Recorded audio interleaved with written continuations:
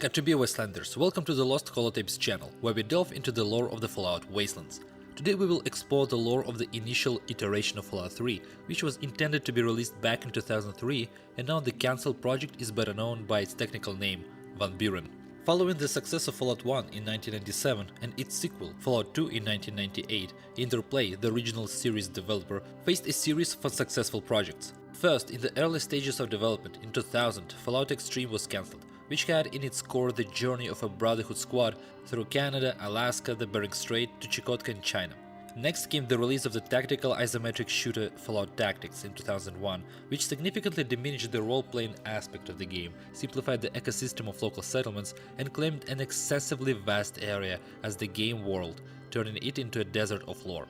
In 2003, Fallout 3, aka Van Buren, was cancelled, despite having a fairly detailed concept. Instead, in 2004, the mutated and irradiated atrocity known as Fallout Brotherhood of Steel was unleashed, marking the downfall of the series. Following but cancelled Fallout Brotherhood of Steel 2 was nothing more than the agony of a dying franchise. Interplay's bankruptcy followed the series' failures.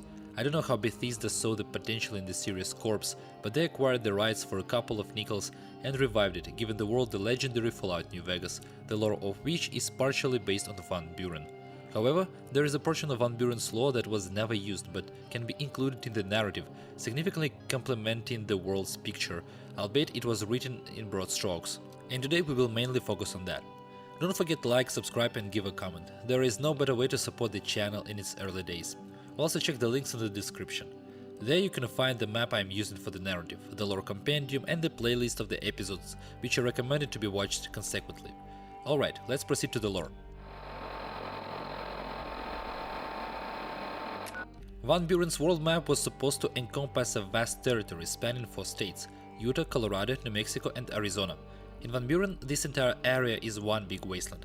However, over time and with the release of other games and mods, the need arose to divide the wastelands into separate pieces. Thus, thanks to Fallout 1.5, the New Mexico wasteland stands out. Fallout Sonora highlights the Sonora wasteland.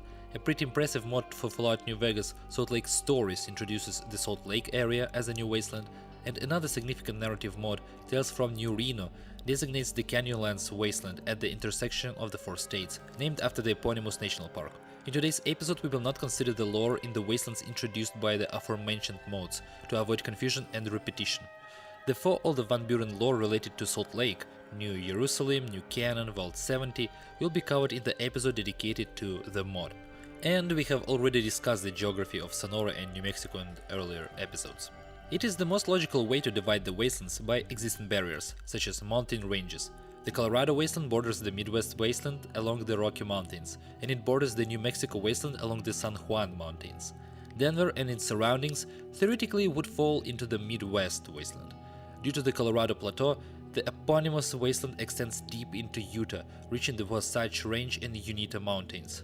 The Utah wasteland includes the Sevier Desert, Escalante Desert and Zion Canyon, flowing into the Nevada Territory up to the Snake Range and Moapa Valley. To the south, the wasteland is separated from the Sonora wasteland by the Grand Canyon. The main events of Van Buren was supposed to take place in the year 2253, 11 years after the events of Fallout 2. The core of the conflict was as follows. The protagonist, either a criminal or an innocent citizen of the New Californian Republic, wakes up in the Tibet's prison, where order is maintained by overseer robots. Suddenly, the prison is under attack by an armed group which damages the walls through which the inmates escape. Robots programmed to return them to the cells then start pursuing them. Throughout the game, the prisoner was supposed to discover that the attack on the prison was organized by a mad scientist from the NCR named Victor Presper. He aimed to use an orbital military station to destroy major cities for a reason known only to him. To gain access to the station, it needed to be activated, and for this, he required releasing the new plague virus, also known as the Blue Flu. During the war with China, an epidemic of this flu raged in the USA, which was actually synthesized in a military laboratory within the Hoover Dam. Chinese spies managed to obtain a sample and release it in the public place in the city of Boulder, Colorado, just above Denver. The epidemic claimed 200,000 lives in a year, which is statistically proportionate to what COVID did back in 2020 in the USA. West Tech attempted to develop a cure for the flu, but instead created FAV, in which the US government was more interested, as it provided a potential advantage in the war with China and served as a useful tool for population control. Even 200 years after the nuclear war, the space station system was supposed to monitor the spread of epidemics and, if necessary, activate bombs that could be dropped on cities. Presper wanted to interfere with the process and put it into manual mode to destroy settlements of his choosing. To provoke the virus spread, Presper infected the prison and then attacked it with his people, allowing the inmates to spread the virus across the wasteland. Quite a weak plot, to be honest. But this was not the first version of the plot. According to Chris Avalon's original idea, the pre-war scientist Presper, having access codes to all Zach's computers, woke up from cryogenic sleep and, being infected with the new plague virus but not experiencing symptoms, visited settlements, leaving behind an epidemic trail. Perhaps the protagonist had to stop his journey and somehow synthesize a cure. At least in this version of the plot, the main villain is not a caricature. After the release of Fallout New Vegas, a significant portion of the original Van Buren lore proved incompatible with the canon. For general familiarity, we will briefly go through it, but we will not use it in the overall story. So, by 2253, the NCR was supposed to have overcome the Hoover Dam and advanced all the way to Denver. Due to economic collapse and the inability to pay salaries, the NCR could hardly maintain its Far East, and many war crews became renegades and bandits. Powder gangers from Fallout New Vegas in particular were originally conceived within this context. In Denver, the NCR was supposed to have a prisoner camp, with convicts sentenced to public works, scavenging debris in the ruins of the city. The Brotherhood of Steel was supposed to open a new branch in Arizona, unrelated to the one in 2267. The Van Buren branch was fundamentally supposed to be founded by a descendant of Maxon and be located in the Maxon bunker. The main conflict related to the Brotherhood and the NCR was supposed to be the war between these two factions for the Hoover Dam, which eventually transitioned to Fallout New Vegas, with the Legion replacing the Brotherhood in the conflict with the NCR.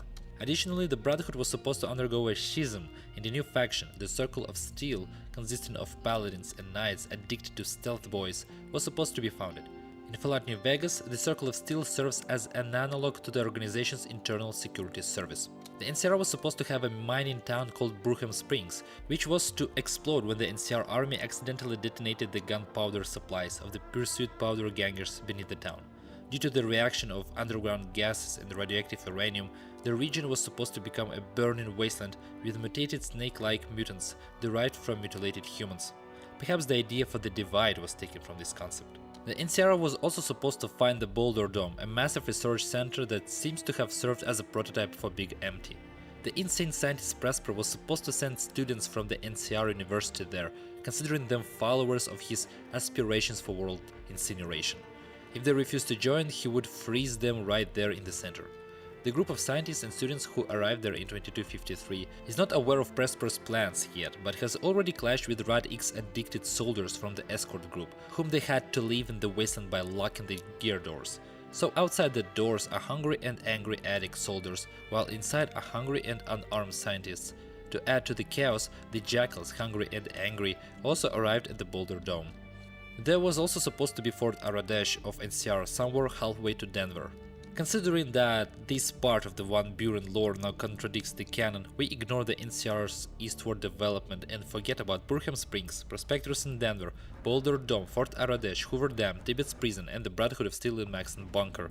Fort Aradesh will appear later in the context of the Legion's push towards Mojave Wasteland, and Tibbetts Prison, located near New Reno, will be mentioned in Fallout New California. We will also ignore the city of Jericho, which was supposed to be introduced at some point as an alternative to the cut new canon when there were funding issues during the game's development. Of course, we will not consider the main storyline of Van Buren for obvious reasons. Apart from the Van Buren lore that doesn't contradict the canon, we will also touch on the exposition mentioned in Fallout New California and Fallout New Vegas related to these regions. In this episode, we will not delve into the events that occurred in the wastelands of New Mexico and Sonora before 2170, since they have already been covered in episodes dedicated to Fallout Sonora and Fallout 1.5. Therefore, I recommend familiarizing yourself with them if you haven't already by watching the corresponding episodes playlist in the description. We will also leave the lore related to the early history of Zion Canyon for the episode dedicated to Fallout New Vegas. Alright, now let's talk about the actual history. And let's start with the vaults. In the mountains of San Juan, in the town of South Fork, Colorado, Vault 29 is located. As part of the experiment, children were settled there, while their parents were eliminated and processed into food, according to Fallout New California. In the Van Buren version, they were mistakenly sent to other vaults. Regardless, the children were left alone. The responsibility for raising the children was supposed to be taken on by Diana, a digitized pre-war scientist who uploaded her consciousness into a computer. Vault 30 was located in the city of Grand Junction, Colorado. Its experiment involved populating residents aged 40 and older. When the war happened, a group of US Army soldiers led by John Block found themselves cut off from the outside world in the Grand Canyon. They had nowhere to go, but survival was essential. They didn't know how to grow food, but they had weapons that could at least help them acquire it. They began raiding other newly formed settlements. One day, Block's raiders came across a settlement of farmers. However, the farmers proposed paying tribute to avoid being disturbed and even offered protection against other raiders. Since there was hardly anything else to buy, they exchanged the same tribute back for supplies. Eventually, the two groups merged into one. The young members of the farming community wanted to explore the wasteland, while the old raiders wanted to retire, smoking pipes in the rocking chairs on the porch, watching over the Brahmins. One day, they encountered a tribe of Indians who had left government-established reservations. We can assume that this tribe was the Blackfoots. Once again, two groups of people merged and mixed. Indians gained access to higher technologies, and settlers gained knowledge about the wasteland and more primitive but effective survival technologies. Let's consider that from this point, the faction became known as the Blackfoots. At some point, the Blackfoot tribe's village burned down and they were forced to relocate and return to raiding and looting since they lost their livestock and crops. In the vicinity of the Grand Canyon, the tribes of Kaibabs, Ridgers, and Fredonians in the city of Fredonia emerge. In Colorado, in the Dead Horse National Park on the border with the Canyonlands wasteland, the Dead Horses tribe appears, consisting of a mix of tourists of different nationalities. They had a settlement called Dead Horses Point. Years passed and the children in Vault 29 grew up. Diana periodically sent robots outside to build a village that could accommodate its new inhabitants when the vault doors opened. The exodus occurred in 2090, and among the people who emerged on the surface was the infamous Harold, who would later participate in the Mariposa Expedition in 2102. The remaining residents settled in the village of Twin Mothers, built by Diana's robots. Over the years, the village degenerates into a tribe with its own religion, where Diana becomes the central deity because she brought them into the world. The vault itself becomes abandoned, and still active Diana prevents both wanderers and tribe members from entering. 20 years after the village fire, a terrible disease struck the Blackfoot tribe, decimating the younger generation. The tribe had to kidnap children from other tribes, in addition to cattle, to replenish its population. Engaging in this, they also began to kidnap people and, in general, turned to slave trading. But this time they had long lost all weapons and understanding of technology, finally descending into a state of a primitive tribe. According to one of the endings of Fallout Sonora, the Tucson tinsmiths were eliminated. However, after that, Tucson was resettled. This is evidenced by the story of Raul Tejada, who lived in the city for 75 years before the Legion arrived. One of the main antagonists in Fallout Frontier is Tiberius Rancor, a Legion spy within the NCR. Little is known about his past except that his tribe was absorbed by the Legion when he was 16. After wandering the wasteland for a few years, starting a family, growing a child, settling on a farm and having that farm plundered by the Legion, Joshua Graham allowed him to join the Legion and begin his career. In 2271, as the Frumentari, he was sent as a spy to infiltrate the NCR Rangers, and in 2276 he played a key role in the Helios 1 assault. In the planned but cancelled reissue of Frontier, developers intended to replace this slightly caricatured villain Rancor with a character named Conrad, expanding his exposition. In this version, the name and location of his tribe were specified as the River Walkers, living near the pre-war settlement of Gila Bend, which, according to Fallout Sonora, was resettled and perished before 2167. However, in the same concept, it is stated that the character was supposed to be born in 2251, so that means that he was approximately 4 years old when he ran from Legion, settled on the farm, made a child, and started to climb the career ladder of Frumentari, which of course is just amusing. I spent several hours precisely on detective work, as with the clarification of the tribe's location and the approximate date of its demise tied to Rancor's age and life path, the Legion's speed of advancing south and capturing the territory around Phoenix changes. We will return to this in one of the next episodes, but for today, what we need to know is that the River Walkers tribe in Gila Bend appeared before 2238. By 2242, Vault 47 in Sahuarita is unsealed, and its residents gain the freedom to live. Kevin Rossman, one of the residents, relocates to Vault 18 in Cajon Pass.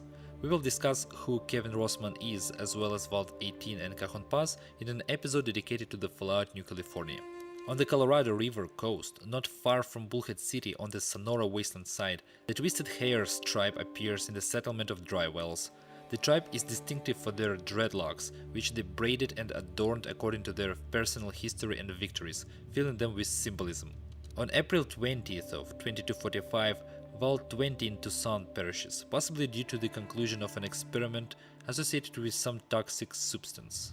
In 2248, Edward Sallow and Bill Calhoun, two followers of the Apocalypse missionaries, set out to study the dialects of tribes living in the Grand Canyon. During their journey, they met the Mormon Joshua Graham from New Canaan, who knew several local tribal languages.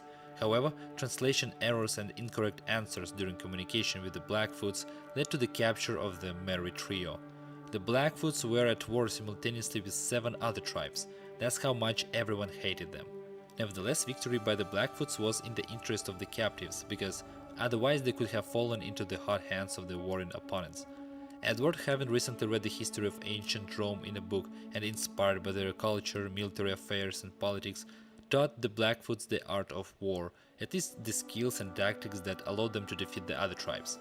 The first to fall was the Ridgers tribe, which refused to surrender, and the Blackfoots under Edward's command killed them all without exception. Next in line were the Kaibabs, whom the Blackfoots showed what would happen to them if they did not surrender and assimilate. The Kaibabs were forced to join the Blackfoots. Next fell the Fredonians tribe, and after that the remaining 4 tribes, whose names were erased from the annals. By 2247, a conglomerate of tribes had emerged in the Grand Canyon. Edward Sallow managed to recreate the Roman Empire of his dreams. He called himself Caesar, and his faction became Caesar's Legion. Over the next 30 years, the Legion would systematically conquer territories, enslave and assimilate settlements and tribes, forcing them to renounce their culture and put on orange armor. By 2251, the Reservation had already cast off the shackles of isolation and established some trade beyond Los Alamos. The Salt Lake Stories mod provides additional exposition for the Reservation. According to the mod, ghouls in the Reservation were still developing weapons of mass destruction and conducting other related research, considering themselves a more advanced race. However, claiming the status of a superior race without the ability to reproduce would be pretentious. William Clark, a paranoid lunatic, was obsessed with the idea of naturalization of ghouls from an evolutionary perspective. Children of the Wasteland immersed themselves in experiments, using kidnapped women from the Wasteland as subjects. They tortured and evidently violated them in an attempt to give birth to real living ghouls, and they succeeded. However, reproducing the result was almost impossible. At least before 2251, a settlement of Frisco had formed in the ruins of the pre-war eponymous city. We acknowledge that from Salt Lake Stories. After the exodus of vault dwellers from Vault 53 in Albuquerque prior to 2237, ghouls Mikey and Kyle Green settled in the Reservation. Their engineering skills were invaluable to the settlement, with Mikey eventually becoming a colonel and the head of the security service. In 2251 or so, a group of ghouls led by Mikey, Kyle and a couple of others rebelled against Clark. Witnessing the inhuman attempts to give birth to ghouls, the Green brothers ultimately couldn't bear it and admitted to themselves that it had gone too far. They remembered that they, too, were once humans. A fight ensued, but the group managed to escape, leaving the Reservation and settling in the Salt Lake region, where they founded their new settlement. We will talk about this in an episode specifically dedicated to Salt Lake Stories. While the efforts of the NCR in Denver are not considered, we can still take into account the so-called evil scavengers, former raiders who entrenched themselves in Denver independently of the NCR. In the city, they have their scavengers camp. In the summer of 2252, the Rusty Hooks gang digs in at the Bloomfield Space Center. Prior to 2253, in Colorado, a tribe called the Iron Lions appears. The basis of Iron Lions culture is the deification of the pre-war railroad. For a long time, there were nomads traveling along the tracks, believing that they would lead them to some kind of paradise. Traveling along the railroad, they eventually reached the city of Grand Junction, where the railroad depot had a railroad turntable, which, according to the tribe's belief, was a sacred place. They named the new settlement Circle Junction. Somewhere in the reservation area, the Scaven Pickers tribe was roaming, who were essentially feral Rad-X addicts. Due to affected speech functions, they created their muttering language. In Dogtown, which represents the ruins of Denver and is infested with dogs like cockroaches, the Hanged Dogs tribe lives. Somewhere in the vicinity of the city there is a Dog Lords tribe. The foundation of both tribes' cultures is the worship of four-legged friends, using them as the main resource for everything. They breed them, eat them, use their skins, and train them.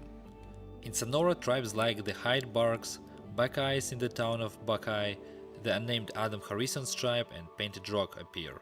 The fierceness of the warriors of Painted Rock became known far beyond the Wasteland, and in the future NCR Rangers might even be able to identify them among veteran legionaries.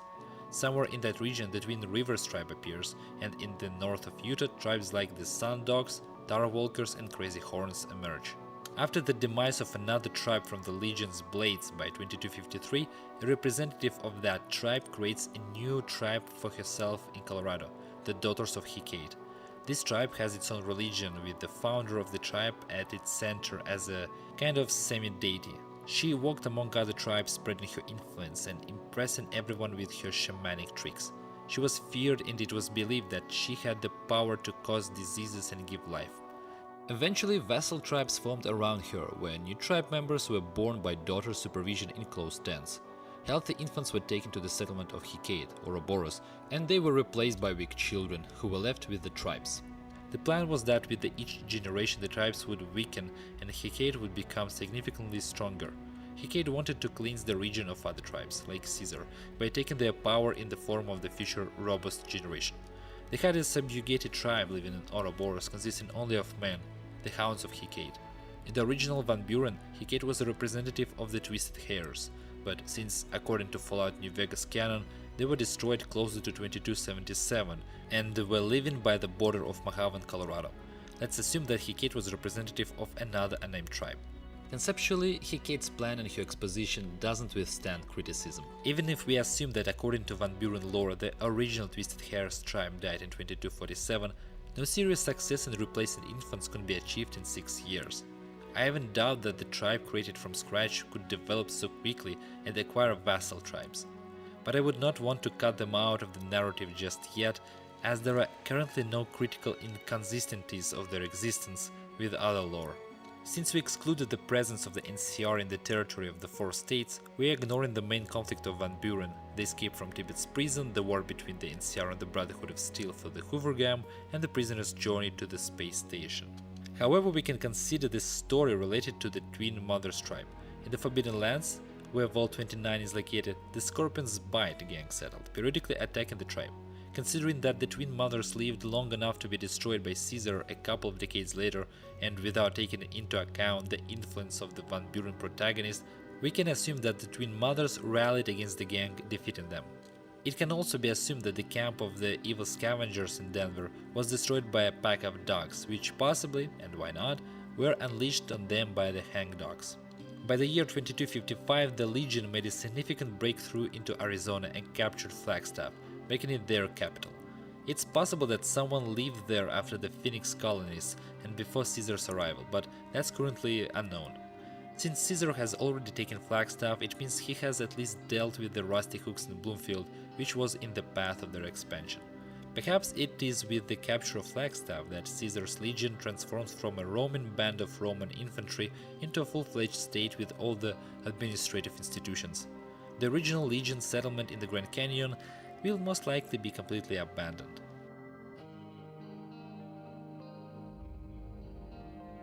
The taking of Flagstaff in 2255 and the establishment of a new state's capital mark an excellent boundary between two historical epochs.